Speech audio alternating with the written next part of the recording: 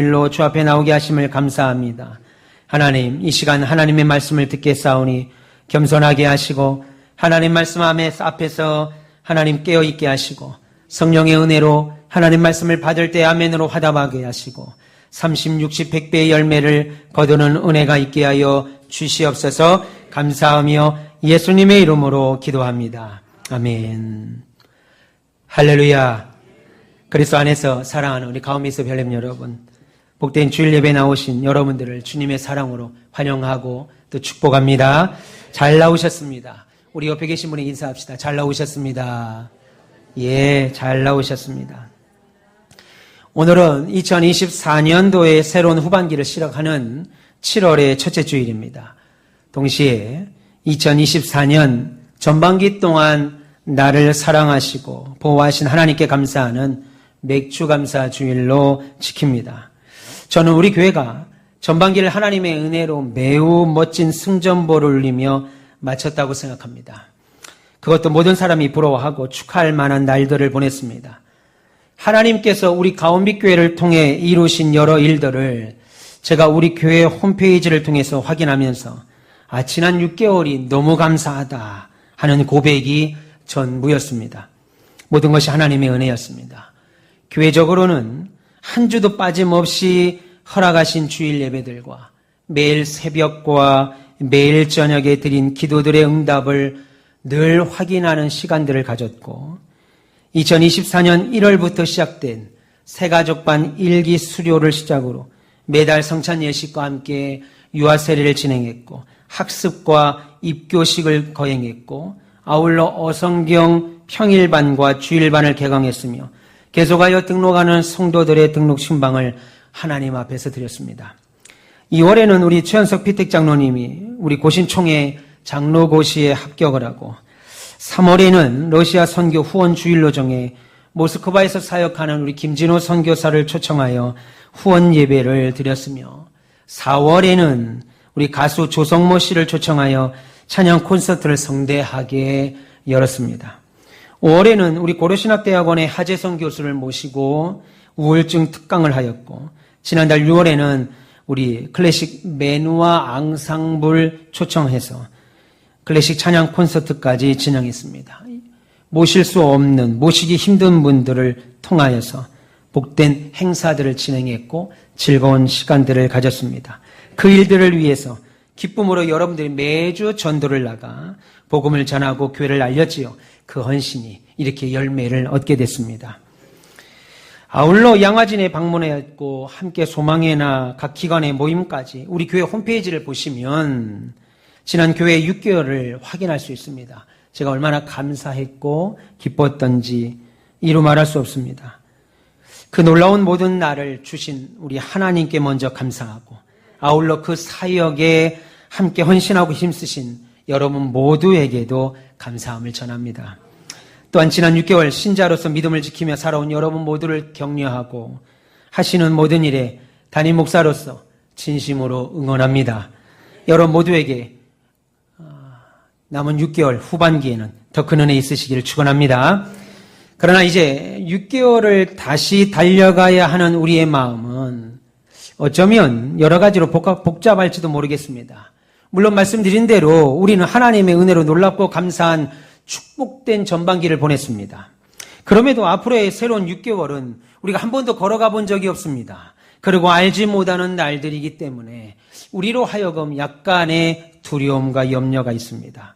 후반기에도 우리의 가정은 더 행복할지, 내 사업터는 잘 풀릴지, 내 자녀의 대학 진학 문제나 결혼, 그리고 취업 같은 앞으로의 진로는 어찌 될지, 내 건강과 내 노후는 어떻게 될지, 그리고 우리 교회는 후반기에 어떻게 더 변화되고 성장하게 될지 이런저런 고민들을 하게 되죠.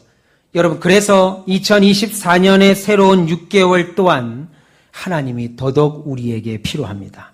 오늘 후반기를 시작하는 7월의 첫 주일이자 맥주감사 주일에 오늘 본문을 통해서 2024년 후반기 우리가 구해야 할 소원이라고 하는 제목으로 하나님 말씀을 선포할 때 우리를 만족해 하는 소원이 무엇인가 알아셔서 2024년 후반기에도 우리의 신앙생활과 삶의 기쁨과 그리고 감사 넘치시기를 주님의 이름으로 축원합니다. 오늘 본문인 시편 90편은 모세의 기도입니다. 그리고 시편의 150편 중에 유일한 모세의 시기도 하지요. 특별히 시편 90편은 10절 말씀, 우리의 연수가 70이요 강건하면 80이라도 그 연수의 자랑은 수고와 슬픔뿐이요 신속히 가니 우리가 날아가나이다 라고 하는 이 구절 때문에 전도서와 자연스럽게 연결돼서 인생의 덧없음과 수고와 슬픔에 대한 말씀으로 잘 알려져 있습니다. 그러나 시편 90편은 그것만 있는 것이 아닙니다. 오히려 우리가 살면서 저와 여러분들이 인생을 살고 신앙생활을 하면서 진정이 원하는 소원들이 담아있는 시기도 합니다. 기도문이기도 하여. 지금 모세는 광야 40년간 원망, 불평, 그리고 죄로 인해서 하나님께서 주신 축복의 땅인 가나안 땅으로 들어가지 못하고 광야에서 다 죽어버린 출애굽 1세대들을 생각합니다.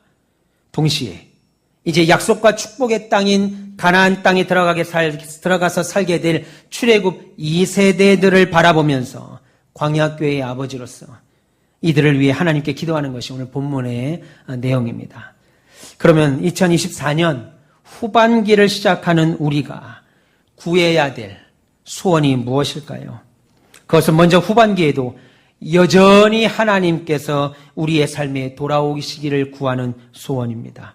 오늘 보면 13절에 여호와여 돌아오소서 언제까지니까 주의 종들을 불쌍히 여기소서라고 했습니다. 여러분 특별히 지금 여호와여 돌아오소서라고 하는 이 말은 2024년 우리 가운빛교회가 그리고 여러분 모두가 드려야 될 소원의 기도입니다. 왜요? 왜 하나님이 돌아오셔야 됩니까? 왜 하나님이 여러분의 자리에 오셔야 되냐는 거예요. 여러분, 하나님이 우리의 삶에 오셔야만, 하나님이 여러분의 삶에 돌아오셔야만 우리의 모든 일들이 풀어지기 때문이죠. 풀리기 때문입니다. 여러분, 올해 우리 교회의 표어는 아모스 5장 3절의 말씀인 여호와를 찾으라 그리하면 살리라 라고 하는 말씀입니다. 그런데 이 말씀 또한, 이것 또한 하나님이 우리와 함께 하셔야, 하나님이 우리에게 오셔야 가능한 일입니다.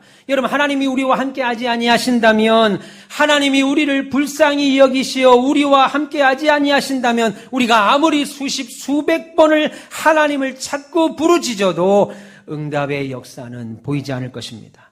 그래서 저와 여러분 모든 일 중에, 저와 여러분들이 하는 모든 일들 중에 풀리지 않는 일이 있다면, 잘 안 풀린다, 이 일은 잘 안 된다 라고 하는 일이 있다면 그것은 누구의 탓도 아닙니다. 그것은 하나님을 향해 우리가 드려야 할 기도가 있다는 의미예요. 그래서 그 기도는 지금 모세의 간구처럼 하나님이 우리에게 돌아오셔서 여호와여 여호와께서 우리에게 오셔서 우리와 함께 해달라는 기도, 하나님이 계셔야 할 그 자리로 돌아오셔서 우리를 불쌍히 여겨달라는 그 기도 하셔야 되죠. 따라서 하나님께서 우리를 떠나시면 우리의 가정은 말할 것도 없습니다. 하나님이 우리를 떠나시면 우리의 직장, 우리의 사업터, 우리의 자녀들은 소망이 없다라고 하는 절실한 마음으로 여호와여 돌아오소서, 하나님이여 우리에게 돌아오소서, 하나님이여 우리와 함께 하소서라고 하는 간절한 소원이 여러분들의 있기를 축원합니다. 여러분, 우리가 사랑하는 사람이 죽으면 장례식장을 가죠. 그리고 그 장례식장에 가서 눈물을 흘리며 우는 이유가 무엇입니까? 그 사람의 몸은 우리 앞에 있잖아요. 제 아버지가 하나님의 부르심을 받고 장례식장에서 최종 확인하라며, 아버지 시신을 확인하라며 내려오라 하더라고요. 그리고 아버지의 시신을 보여줬습니다. 아버지의 몸이 제 앞에 있었어요. 제가 사랑하는 제 아버지가 앞에 있었습니다. 그런데 왜 저는 그 아버지를 보는데 그 아버지의 몸을 보면서도 통곡하며 운 거예요? 비록 아버지의 몸은 내 앞에 있습니다. 비록 아버지의 몸은 내 앞에 있다 하더라도 내 아버지의 영혼이 떠났기 때문이죠. 그 자리에 있지 않기 때문입니다. 여러분 생각해 보세요. 우리의 몸이 그렇게 중요하다고 생각해서, 우리가 가지고 있는 이 몸이 그렇게 중요하다고 생각해서 몸을 위해서 한평생 삽니다. 늘 깨끗하게 씻습니다. 이쁜 옷을 입혀줍니다. 좋은 것으로 먹습니다. 몸을 위하여 잠도 자고 피곤하지 않기 위하여 잠도 자고 운동도 합니다. 그러며 살았는데 정작 그 몸에서 영혼이 떠나니까, 그 몸은 사람에게 기쁨을 주는 것이 아니라 오히려 사람에게 슬픔을 주는 존재로 전락해버리지 않습니까? 그런 것처럼 하나님이 떠난 가정, 하나님이 떠난 사람, 하나님이 함께하지 않는 사업터, 하나님이 함께하지 않는 교회는 이 땅에서 혹 눈에 보이는 성공을 한다 해도 그래서 그 성공으로 부와 명성을 가지고 많은 사람들과 함께 좋은 관계 속에 산다 하더라도 하나님이 거기 계시지 않는다면 그것은 아무것도 아닌 거예요. 우리 어린 자녀들이 빨리 학교를 졸업해서 취업도 해서 그렇게 빨리 독립해 살았으면 좋겠다 생각합니다. 우리 큰아들이 고3입니다. 그런데 저보고 그러더라고요. 일찍 결혼하겠다. 왜 웃습니까? 남 일찍 결혼하겠다는데. 일찍 결혼하겠다. 감사합니다. 그 말을 듣는데 좀 섭섭하기도 하고. 일찍 결혼하고 싶다 이겁니다. 그런데 어때요? 예.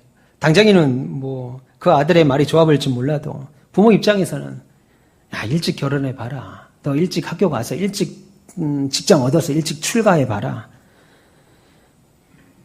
인생만 더 고달프지죠. 집 떠나봐야. 안 당해도 달 인생의 고달픔을 그만큼 일찍 당하게 되는 것처럼 하나님이 우리에게서 멀어지시면요. 당장은 내 좋은 대로 행동합니다. 하나님이 나와 멀어지면, 그래서 내 신앙생활이 교회와 멀어지게 되면 당장은 좋습니다. 당장은 편합니다. 그런데 인생만 더 고달파질 뿐입니다. 따라서 하나님께서 우리로부터 멀어지시면 우리의 인생은 매우 소모적이 됩니다. 늘 다투게 되죠. 목마르게 되죠. 남들과 비교하면서 이 값진 인생을 고통으로 살게 됩니다. 왜요? 모세가 오늘 10절에 고백한 대로 인간의 연수는 길지 않습니다. 여러분, 인간의 연수는 사는 날은 짧기 때문이에요. 그래서 인생의 날들은 계속 지나가는데 내 손에 잡히는 것이 딱히 없습니다. 내 나이가 벌써 50이 됐습니다. 60이 됐습니다. 70이 됐습니다. 근데 돌아보니까 딱히 남아있는 것이 없다 이겁니다.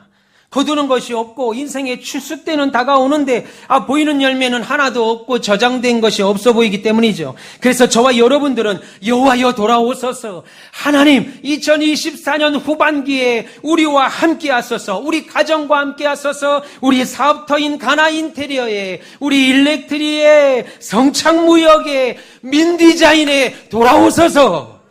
하나님의 구함 은혜가 있어야 됩니다. 하나님이 오셔야 돼요. 하나님이 함께 하셔야 될 줄 믿습니다. 여러분, 그래야 여러분의 사업터가 선다고요. 여러분의 사업터에 열매가 있습니다. 물론 여러분들이 밤을 맞도록 수고합니다. 아침부터 저녁 늦은 시간까지 내 사업터와 기업을 위하여 애쓰고 수고하지만 결국 그 사업터와의 그 기업에 열린 문을 두시는 이가 하나님이십니다. 한번 닫으면 열 자가 없고 열면 닫을 자가 없는 그 문을 두신 이가 하나님이시기에 그 하나님이 여러분의 가정과 사업터와 직장이 있어야 될 줄 믿습니다. 유한한 우리가 지혜롭게 사는 길은요, 하나님을 구하고 찾는 겁니다. 저와 여러분이 지혜롭게 사는 것은 내 인생 노하우나 세상 이치를 의지하고 사는 것이 아니라 하나님의 지혜를 달라고 구하는 거예요. 우리에게 돌아오셔서 우리를 불쌍히 여겨달라고 궁유를 구하는 겁니다. 그러므로 여러분들은 모세의 기도처럼 하나님 우리를 불쌍히 여기소서, 우리에게 돌아오소서 라고 하는 기도에 저와 여러분의 마음이 합해지기를 바랍니다. 그것이 2024년 후반기 우리의 기도가 되어야 되고 우리를 만족해 하는 첫 번째 소원인 줄 믿습니다. 그렇게 결단하셔서 하나님과 함께 하시는 복 누리시기를 주님의 이름으로 축원합니다. 그리고 2024년 후반기에 우리가 바라는 두 번째 소원은 주의 인자로 우리를 기쁘게 해달라는 겁니다. 다른 것이 아니고 하나님으로 우리를 기쁘게 해달라는 거예요. 여러분, 모세는 13절에서 하나님이 우리에게로 다시 돌아오시기를 구했습니다. 그리고 14절을 보시면 이렇게 말씀합니다. 아침에 주의 인자하심이 우리를 만족하게 하사 우리를 일생 동안 즐겁고 기쁘게 하소서라고 말합니다. 한마디로 아침부터 주의 인자하심으로 우리를 기쁘게 해달라게 하는 거예요. 우리를 기쁘게 하소서. 하나님, 오늘 아침부터 당신의 인자하심으로 우리를 기쁘게 하소서. 할렐루야. 여러분들 아침에 출근하실 때 빵이 됐든 밥이 됐든 아침 식사를 하고 출근하시지요. 저희 어머니는 아침에 제 아들이 둘이 있는데 하나는 중학생, 하나는 고등학생입니다. 어쩌다 아침 거르고 학교 가면 무슨 큰 일이라도 난 것처럼 생각하십니다.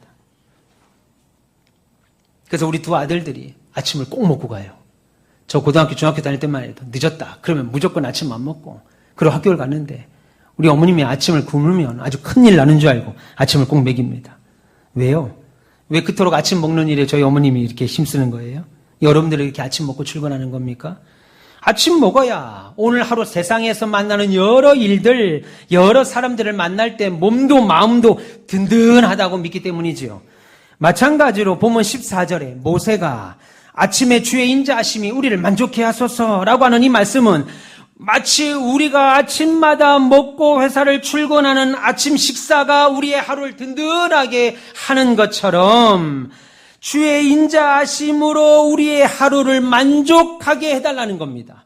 여러분, 주의 인자하심이라고 하는 말은 무슨 뜻이냐면 하나님의 보살핌과 하나님의 사랑을 말합니다. 그러니 하나님의 보살핌과 하나님의 그 사랑이 오늘 아침부터 우리를 든든하게 아침 먹고 출근한 것처럼 우리를 만족하게 해달라는 거죠. 여러분, 하나님의 보살핌과 사랑의 수고와 슬픔이 가득한 인생에서, 여러분, 하나님의 보호하심과 하나님의 사랑이 수고와 슬픔이 가득한 이 인생에서 우리를 안전하게 지킵니다. 여러분, 그래서 하나님께서 우리에게 은혜를 베푸시는 날 동안 우리는 만족하며 기뻐하며 살 수가 있어요. 그럼 여러분, 매일 아침에 출근하실 때 혹은 학교에 갈 때 그렇게 기도하십시오. 하나님, 오늘 하루도 주의 인자하심으로 저를 보살펴 주십시오. 하나님의 은혜로 이 전쟁터 같은 세상에서 이기게 하시고 오늘 하루도 하나님의 사랑으로 기쁘게 살아가게 해 주십시오. 그렇게 기도하세요. 저는 개척교회 목사 아들로 살았습니다. 지하에서 우리 아버지가 목회를 했어요. 80년대 국민학교를 다닐 때 참 힘들었습니다. 개척교회 목사가 아들에게 학용품을 사주기가 어려우니까 맨날 학용품 혹은 준비물을 못 가져가는 거예요. 그러면 그 어린 제가 10살밖에 안 됐던 제가 학교는 일찍 가죠. 학교 일찍 갑니다. 도시락을 들고. 새벽기도 끝나고 저희 어머님이 도시락 싸주면 그리고 바로 학교를 갑니다. 그리고 학교를 가서 학교 철문을 붙잡아요. 10살짜리밖에 되지 않는 그 아이가 철문을 붙잡고 하나님께 기도합니다. 하나님, 오늘 하루를 책임져 주십시오. 제가 초등학교 우리 아버지가 개척을 하고 목회하던 그 국민학교 어린 때부터 지금까지 하루도 빠짐없이 기도하는 제목이 바로 이겁니다. 하나님, 제 인생을 책임져 주십시오. 그 어린아이가 기도하니까, 그리고 그 어릴 때부터 기도했던 그 기도의 제목으로 하나님은 지금까지 저희 인생을 붙잡아 주시고 책임져 주셨습니다. 그 어린아이가 볼 때, 우리 육신의 아버지, 내 아버지 목사님은 나를 못 책임져 줄 것 같다는 생각이 들었는지 하나님이 책임져 주십시오. 나 오늘 준비물을 못 해갑니다. 찰흙을 못 가져갑니다. 크레용을 못 가져갑니다. 물감을 못 가져갑니다. 하나님 도와주십시오. 그러면 미술 선생님이 배탈이 나서 학교를 안 와요. 체육 선생님이 사고가 나서 학교를 못 옵니다. 기가 막힌 응답. 여러분들은 쓸지 몰라도 그때만 해도요. 준비물을 안 갖고 오면 나와서 매를 들었어요. 지금은 얼마나 학교 행복하게 다니는지 몰라요. 준비물을 다 학교에서 줍니다. 문방구가 필요 없는 거예요. 이거 참. 그때는 못 갖고 온 것도 속상한데 나와. 경선이 나와. 그럼 매를 든다고요. 회초를 든다고요. 그거 안 맞고 싶어가지고. 그런데 선생님이 그렇게 기도하고 들어가면요. 선생님이 아파가지고 못 옵니다. 내 기도를 아프게 했다는 말이 아니고. 참. 기도하십시오. 하나님의 은혜로 이 전쟁터 같은 세상에서 이기게 해주십시오. 행복하게 살게 해주십시오. 기쁘게 살게 해주십시오. 여러분, 인생의 아침의 시간을 세상의 소리나 몸의 음식만이 아닌 주의 인자하심으로 채우고 하루를 시작하길 축원합니다. 그러면 하루가 아니라 한평생이 즐겁고 기쁘게 될 것입니다. 하반기에도 하루하루가 만족한 인생 살고 싶으시다면 그 만족을 하나님으로부터 구하시길 바랍니다. 아침에 주의 인자하심이 우리를 만족하게 하사 우리를 일생 동안 즐겁고 기쁘게 하옵소서라고 하는 이 모세의 기도는 우리의 인생은 하나님 없이는 만족이나 참된 기쁨을 누릴 수 없기에 우리에게 가르쳐준 기도입니다. 그런데 생각해보면 하나님 없이 만족할 수 없다, 하나님 없이는 내 인생에 만족감이 없다라고 하는 사실은 답답한 것이 아니고 오히려 축복입니다. 하나님이 함께 하시기만 한다면 우리가 기쁜 삶을 산다는 거예요. 즐거운 삶을 산다는 거예요. 그러기에 오늘같이 습하고 더운 날씨에도 우리가 하나님 앞에 이렇게 나오는 것 아니겠습니까? 하나님을 의지하기에 하나님이 함께 해야 내가 내 인생이 기쁘다고 믿으시기에 이 시간에 나온 것 아니시냐는 거예요. 여러분, 기쁨의 근원이 하나님께 있습니다. 세상이 주는 기쁨은 이유도 알 수 없는 근거 없는 기쁨입니다. 그러나 우리 하나님이 주시는 기쁨은 세상이 줄 수도 없고 세상이 알 수도 없는 기쁨인 줄 믿으시길 축원합니다. 여러분, 돈 벌면 기쁨이 찾아오지요? 안 찾아와요? 돈 벌면 기쁨이 찾아오잖아요. 여보, 나 한 달 월급이야. 기쁘잖아요. 사업에 계약권을 땄습니다. 돈을 좀 벌어요. 기쁘잖아요. 벌써부터 좋으신 것 같아. 생각해본 거 보면. 생각해보니까 돈 생각하니까 벌써부터 좋습니다. 돈 벌면 기쁨이 찾아오잖아요. 근데 돈 떨어지면 슬퍼져요. 희한합니다.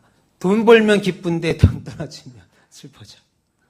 세상의 최고의 권력, 세상 최고의 권력인 대통령이 되면 기쁜 줄 알고 그렇게 대통령 되려고 날립니다.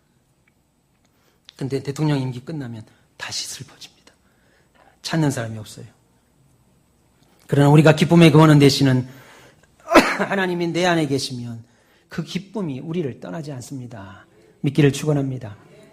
그래서 모세는 아침에 주의 인자하심이 우리를 만족하게 하사 우리를 일생도록 즐겁고 기쁘게 하소서라고 기도한 거예요. 여러분, 기쁨은 세상이 주는 것이 아닙니다. 여러분, 우리가 흔히 생각할 때 기쁨은 세상이 주는 거야, 물건이 주는 거야, 돈이 주는 거야, 세상이 주는 거야. 아닙니다. 세상이 주는 기쁨은 말씀드린 대로 근거 없는 행복, 이유가 없는 행복. 우리가 물건을 사서 제일 기쁠 때가 언제예요? 택배가 올 때.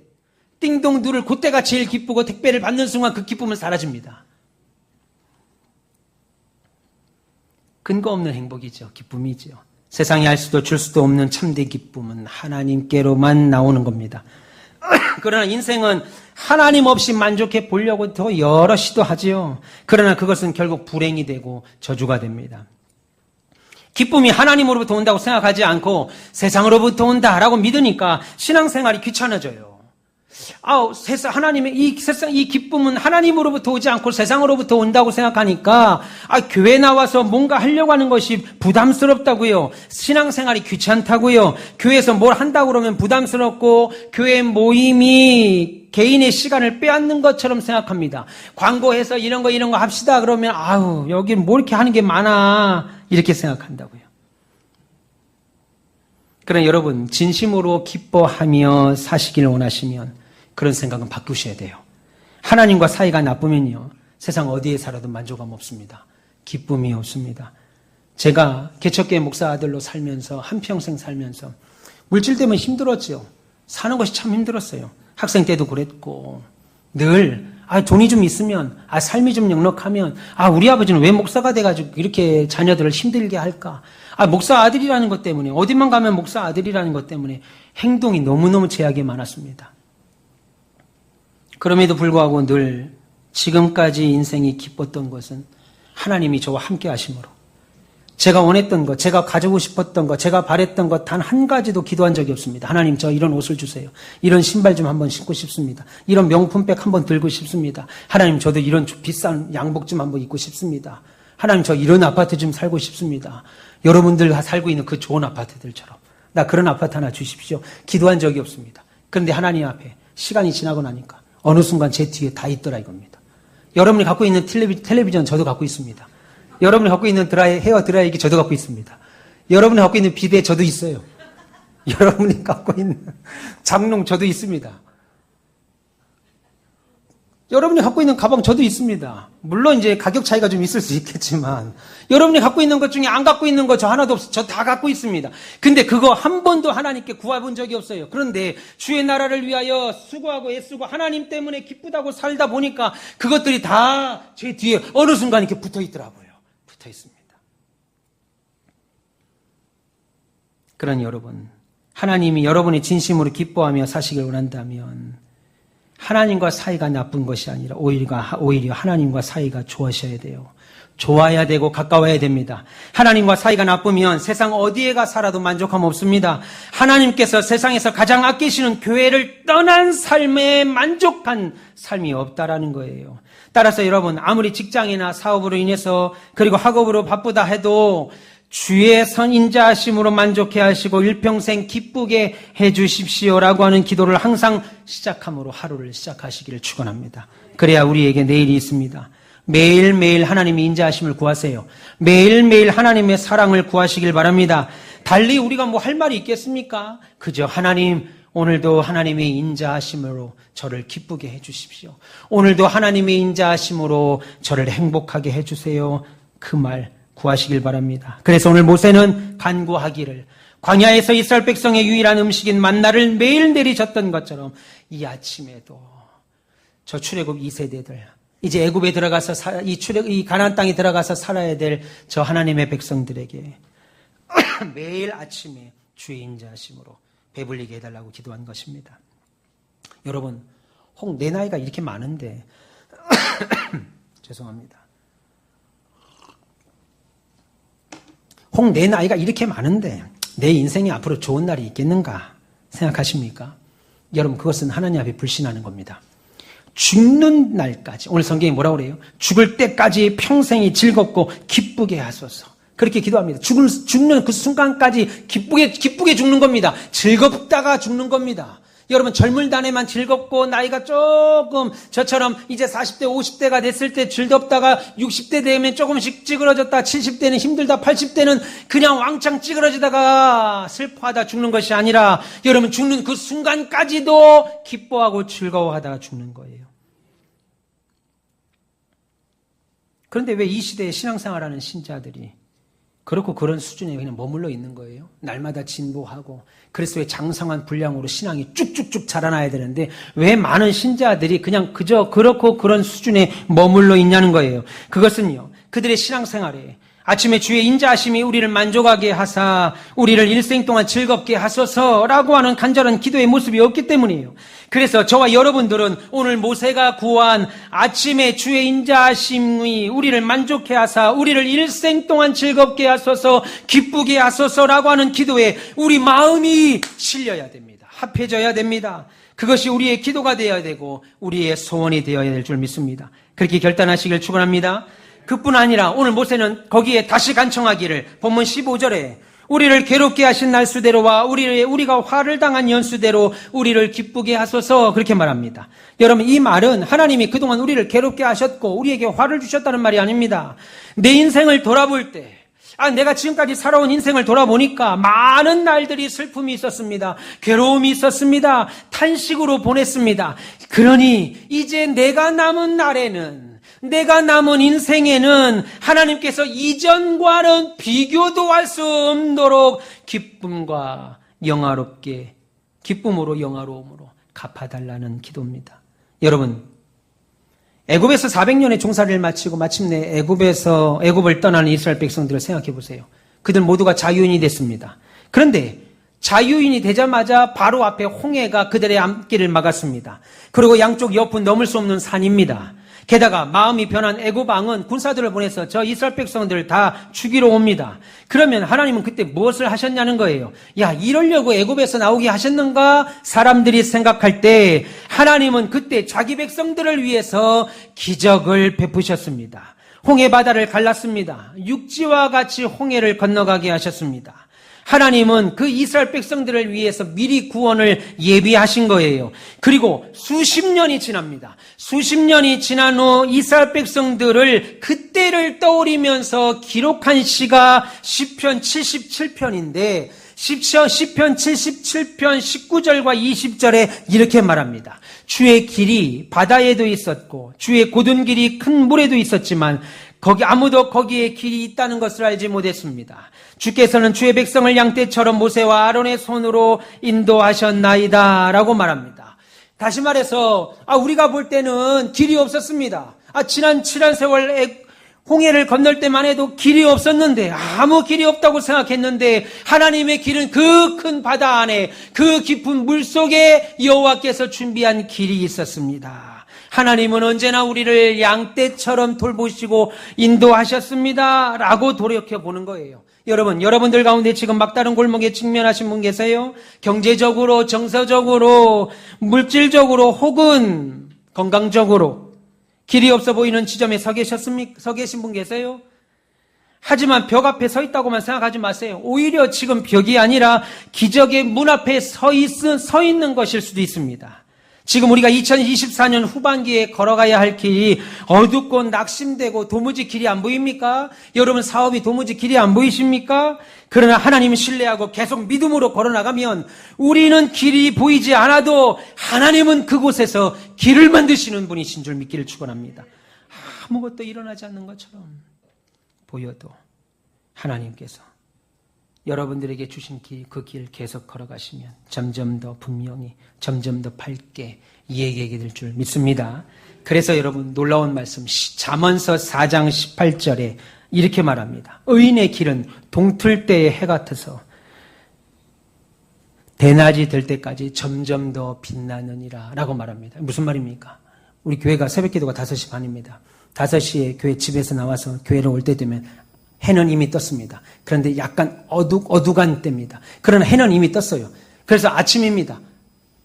사물을 분별할 수 있습니다. 그런데 어때요? 시간이 지나면 아침 5시가 되고 7시가 되고 9시가 되고 10시가 되고 12시가 되고 1시가 되면 더 밝아집니다. 해가 떴다고 해서 그 해가 완전히 밝아진 게 아니라 시간이 갈수록 대낮으로 향해 갈수록 더 밝아지는 것처럼 여러분 의인의 삶이 그렇다 이겁니다. 신자의 삶이 그래요. 신자의 삶이 지금은 새벽 같습니다. 그래서 해는 떴는데 해는 뜬 것 같은데 내 삶이 딱히 별것이 없어 보여도 우리 의인의 삶은 신자의 삶은 시간이 갈수록 더 빛나는 삶, 더 밝게 보이는 삶, 더 환한 삶이라고 성경은 우리에게 말합니다. 그러니까 여러분 해가 뜬 아침이라도 시간이 갈수록 더 밝아지는 것처럼 어느 한 날 저와 여러분 우리 가온빛교회는 그야말로 이름값대로 반짝반짝 빛나는 빛 속에 서 있게 될 것입니다.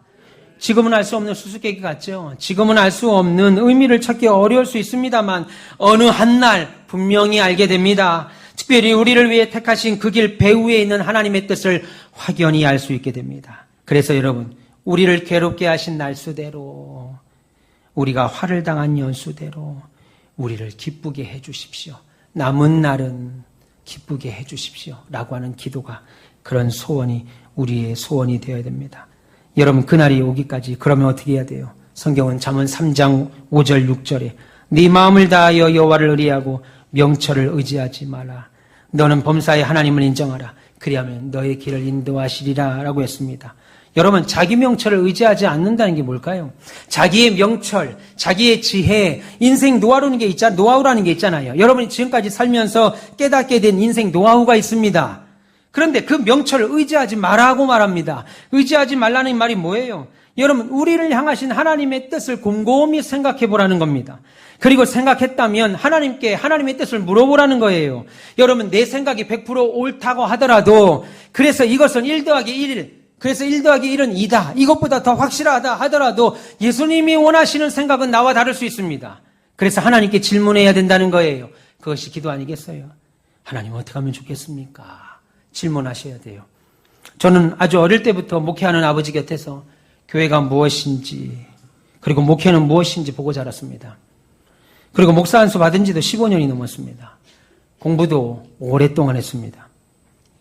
거기에 우리 노예 소속 150명의 목사님들 가운데 코로나 기간 중에 유일하게 예배당 건축을 했습니다. 그런데 잘 모르겠어요. 예, 잘 모르겠습니다.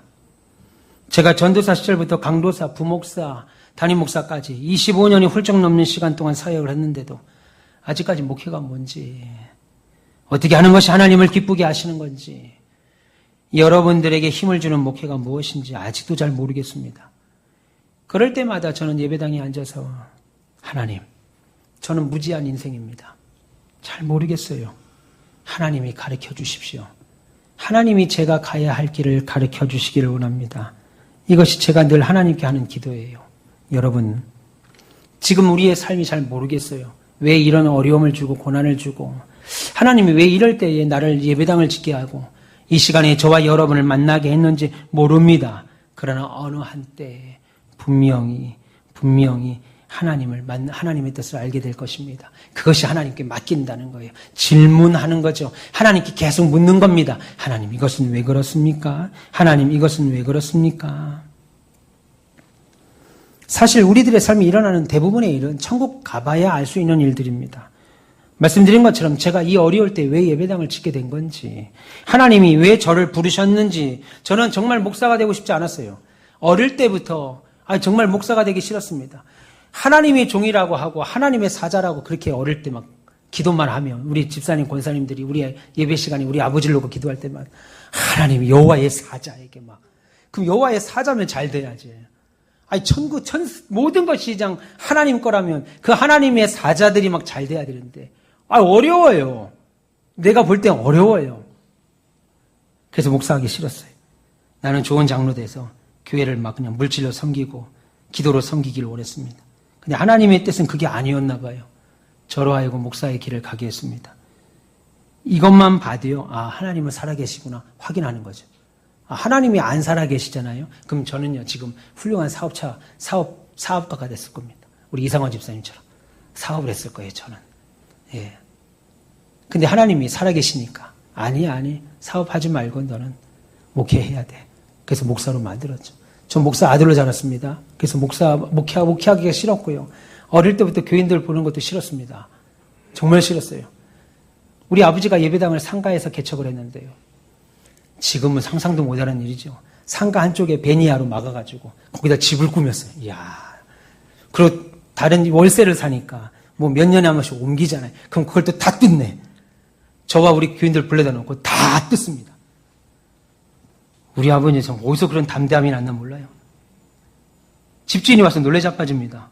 분명히 아무것도 없는 상가였는데 방이 꾸며지고 집이 꾸며지고 샤워실이 꾸며지고 화장실이 막 꾸며지는 거예요. 와, 못하는 게 없어요, 우리 아버지는요. 그럼 저녁마다 이제 공부를 좀 하려고 그러면 집사님들이 막 와서 주여 하고 벽을 치고 막 울어요. 막 기도하면서. 이 베니아 벽이니까 벽 한 번 치면요, 집안에, 방 안에 있는 제 동생들이 난리가 납니다. 밖에서 지금 집 부시는 줄 알고. 공부를 할 수가 있어야죠. 저녁에 기도하려고 그러면, 저녁에 공부 좀 하려고 그러면 지금이야 기도 안 하죠. 정말 기도 안 합니다. 목사님도 기도 안 하고 성도들도 기도 안 하는 시대지요. 그런데 저 어릴 때만 해도요, 중고등학교 때만 해도 청년들 퇴근하면 무조건 오는 것이 교회였습니다. 그리고 교회 와서 기도하고, 내가 서리 집사만 돼도 새벽 기도 때 무조건 새벽에 나와 기도하고, 물론 지금 목사님, 지금은 그런 시대가 아닙니다. 옛날에는 9시만 돼도 새날의 어린이 일찍 자야 됩니다. 막 방송 나오고, TV 프로가 KBS하고 MBC밖에 없었지요. 지금은 24시간에 TV가 나오고 영화 나오고 막 극장이 안 되는 시대 아닙니까? TV에서 막 영화를 보는 시대니까. 그러니까 그거 보느라고 시간이 없어요. 유튜브 보느라고 시간이 없어요. 네이버 봐야 돼요. 다음을 봐야 돼요. 시간이 없습니다. 그래서 기도 나올 시간이 없어요. 그거 볼 시간은 있는데 성경 볼 시간은 없습니다. 그래서 목사님, 시대가 많이 변했어요. 근데 그때만 해도 어떻습니까? 청년들이 막 퇴근하면 교회 나오고요. 학생들이 학교 가기 전에 교회 나와서 기도하고 가고요. 집사님들은 새벽에, 지금 우리 5시 반에 하죠. 옛날엔 4시 반에 새벽 기도를 쐈어요. 어릴 때 교회들마다 큰 교회들이 종을 울렸습니다. 4시부터 종을 울렸어요. 지금 생각하면 참 우리 신자들이 참 담대했습니다. 지금 우리 교회가 저 십자가탑에 종 울리면요. 여기 경찰 옵니다. 새벽마다 경찰 올 겁니다. 하나님은 우리의 왕이시다 라고 하는 거 이거 달았는데요. 한 달을 넘게 민원이 막 저한테 욕을 하는 사람. 왕이 어딨냐고, 하나님이 어딨냐고, 하나님이란 글자 꼴도 보기 싫다 이겁니다. 아니, 하나님이라는 글자도 보기 싫으니까 다 띄라 이겁니다. 시청에서 몇 번을 찾아왔고요. 와. 아, 목사님 담대하시네. 아니, 저도 무서웠어요. 전화 올 때마다 심장이 벌컥 떨어 무서웠다고요. 아니, 막 시청에서도 막 찾아오는 거예요. 제가 시청 그 공무원 분에게 내가 잘못한 게 있습니까? 잘못한 걸 지금 찾으러 왔습니다. 그러더라고요. 민원이 너무 많이 들어와가지고. 교회로 전화를 얼마나 많이 전화해서 막 욕을 하고, 야, 하나님이란 글자도 꼴보기 싫으니까 치우라 이겁니다. 그래서 또 예배당에 나와서 기도하죠. 하나님 힘을 주십시오. 두렵지 않도록 능력을 주십시오. 하나님이 우리의 왕이시다. 학교 앞에다가 왜 저런 불어놓은 글자를 달아놨냐는 거예요. 어떤 학부모가 전화해서 학교가 바로 앞에 있는데 왜 이런 온전하지 않은 불어놓은 글자를 달아놨냐 이겁니다. 교육에 맞냐 이겁니다. 그래서 교육청까지 민원을 넣겠다는 거예요. 와, 무서운 분들 많아요 세상에. 아이 참. 이해가 안 되더라고요. 하나님 왜 이 시대에 이렇게 저를 힘들게 합니까? 근데 몰라요. 하나님이 왜 그렇게 하셨는지. 그러나 분명한 것은 하나님이 뜻이 있으셔서 우리를 그렇게 인도하셨습니다. 여러분의 자녀의 앞날도 미리 재단하지 마세요. 그래서 여러분의 자녀들을 보시면서 한숨 쉬지 마세요. 아이고, 야, 그렇게 공부해서 뭐 되겠냐? 아이고야. 다 서울대 가면 지방대는 누가 갑니까? 여러분, 다 서울대 가면 지방대는 누가 가요? 그죠? 예. 다 판검사 하면 다른 일들은 누가 합니까? 하나님이 주신 삶 안에서 기쁘고 감사하게 살면 돼요. 한숨 짓지 마십시오. 자녀를 향해서 한숨 짓지 마세요. 왜요? 우리 하나님은 실수하지 않는 하나님입니다. 그래서 우리의 자녀는 말할 것도 없고 저와 여러분들의 앞날에 우리의 사업터와 직장에 하나님의 계획은 아직 다 이루어지지 않았습니다. 반드시 놀라운 축복으로 이루어질 것입니다. 그러니까 하나님은 우리에게 무엇이 최선인지, 저에게 무엇이 최고로 원하는 것인지, 좋은 것인지, 여러분들에게 최선이 무엇인지 하나님은 알고 계세요. 그래서 결국은 그 일대로 하실 겁니다. 그러나 지금 우리가 알지 못하죠. 하나님은 우리를 사랑하시고 우리의 모든 것을 알고 계십니다. 언제 어떻게 우리 인생이 끝나게 될 것인지, 그리고 어떻게 천국까지 가게 될 것인지도 알고 있습니다. 어떻게 도달할 것인 줄 알고 있어요. 그러니까 여러분, 우리가 인생을 살면서 갖게 되는 많은 스트레스는 사실 불필요한 것이고 어울리지 않는 겁니다. 신자들하고는 어울리지 않습니다. 우리와 항상 함께 하시는 하나님을 우리의 인생의 동반자로, 안내자로 삼으시면 우리의 앞날은 보장받습니다. 여러분, 하나님의 길을 걷기를 축원합니다. 여러분, 잠언 12장 28절에 의로운 길에 생명이 있나니 그 길에는 사망이 없다라고 말합니다. 여러분, 의의 길을 걸어가시지요? 그러면 그 길에는 사망이 없습니다. 여러분의 길에는 생명만 있는 줄 믿습니다. 오늘 모세가 간구한 우리를 괴롭게 한 날대로, 우리의 화를 당한 연수대로 우리를 기쁘게 해주세요 라고 하는 그 기도에 동참하시길 바랍니다. 마지막으로 모세는 여기서 멈추지 않고 한 번 더 하나님께 기도합니다. 본문 16절에 주께서 행하신 일을 주의 종들에게 나타내시며 주의 영광을 그들 자손에 나타나소서, 그렇게 말했습니다. 여러분, 무슨 말이에요? 하나님의 축복이 우리 교회와 일터와 가정에서 드러나고 하나님의 복이 드러나는 겁니다. 여러분의 일터에서 확인되는 거예요. 가정에서 확인되는 거예요. 우리 교회에서 하나님의 축복이 확인되는 겁니다. 그래서 하나님의 영광이 나는 말할 것도 없고 내 자손들까지도 확인하고 가게 해달라는 거예요. 여러분, 지금 모세는 애굽에서 우리를 건지시고 40년간 광야를 안전하게 걷게 하신 하나님의 능력으로 저 축복의 땅에 들어가 살게 될 출애굽 2세대들을 향해서 그들에게도 동일하게 함께 해달라고 기도하는 겁니다. 축복도 하나님께서 주셔야 돼요. 여러분, 진정한 축복은 하나님께로부터 나옵니다. 인간은 망해도 하나님은 망하지 않습니다. 그래서 우리가 사는 동안 하나님의 크신 축복과 영광을 보게 해달라고 기도하셔야 됩니다. 하나님, 내 사업터에서 하나님의 축복을 확인하게 해주십시오. 내 가정에서 하나님의 축복을 확인하게 해주십시오. 내 자녀를 통해서 하나님의 축복을 확인하게 해주십시오. 한마디로 하나님, 우리의 삶의 형통함을 주옵소서. 이 소원. 여러분, 하나님의 영광이 여러분의 삶에 나타나셔서 여러분의 사업장이 날마다 성장하고 여러분의 가정이 날마다 부흥하기를 축원합니다. 그래서 여러분들이 건드려만 놓은 거, 여러분들이 생각만 하고 있는 것, 그것에 하나님의 놀랍고 큰 행사로 하나님이 바꾸어 주시길 축원합니다. 우리가 그냥 시작만 해놓은 일들이 있죠. 우리의 능력으로는 어쩔 수 없어서 시작은 했는데 이게 잘 될지 안 될지 잘 모르는 일들, 우리의 능력이 부족해서 지지부진 그냥 끌려만 가고 있는 모든 일들, 하나님께서 당신의 능력으로 복주시기를 축원합니다. 그렇게 되려면 우리의 손에 하나님의 손이 얹혀져야 돼요. 오늘 본문이 그 얘기를 하고 있습니다. 우리가 수고하는 손, 우리가 직장에서, 가정에서, 우리의 자녀를 위해서 수고하는 그 손 위에 여호와의 손이 얹혀져야 돼요. 여호와의 손이 얹혀져야 열매를 얻을 수 있습니다.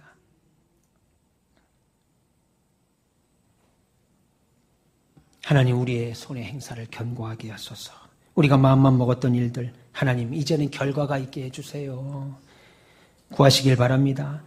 교회도 마찬가지예요. 가르치고 전파하고 치유하는 사역의 시작은 우리가 하지만 그 일들이 넉넉히 일어나기 위해서는 하나님의 손이 함께 하셔야 됩니다. 여러분, 하나님 없이는 만사가 헛된 것임을 꼭 기억하십시오. 그래서 2024년 후반기에는 여호와여 돌아오소서, 우리와 함께 하시어 우리를 불쌍히 여기소서 기도하시고, 매일 아침마다 여호와여 주의 인자하심이 우리를 만족하게 해 주십시오 기도하시고, 우리가 인내한 날수대로, 고생당한 고난당한 연수대로 남은 인생은 즐겁고 기쁘게 해주시고, 주께서 행하신 영광스러운 일들이 드러나게 하시고 내 자녀들에게까지도 나타내게 해 주옵소서. 거기에 하나님의 은총이 더하사 우리가 손으로 행한 모든 일들을 견고하게 하소서 간절히 기도하시길 바랍니다. 이것이 2024년 후반기에 저와 여러분의 삶에 함께 해야 될 소원인 줄 믿습니다. 우리의 기도를 들으시는 전능자 하나님이 우리와 함께 하십니다. 그러기에 수천 년 전에 드렸던 이 모세의 기도가 헛것이 아니라 오늘도 여전히 유효해서 그 모세의 기도에 우리 마음이 합해지기를 축원합니다. 이것이 2024년 후반기에 우리가 바라는 모두의 기도가 되시기를 원하고, 그 기도의 응답을 받으며 날마다 나그네 여정에서 멋쟁이 신자로 사시는 저와 여러분 모두가 되시기를 주님의 이름으로 축원합니다. 기도하겠습니다. 하나님 감사합니다. 사랑하는 주님, 여호와여 돌아오소서. 그리고 당신의 백성을 불쌍히 여기소서. 이것이 우리의 소원이 되게 하시고, 아침마다 주의 인자심이 우리를 만족하게 하시고 기쁘게 하소서.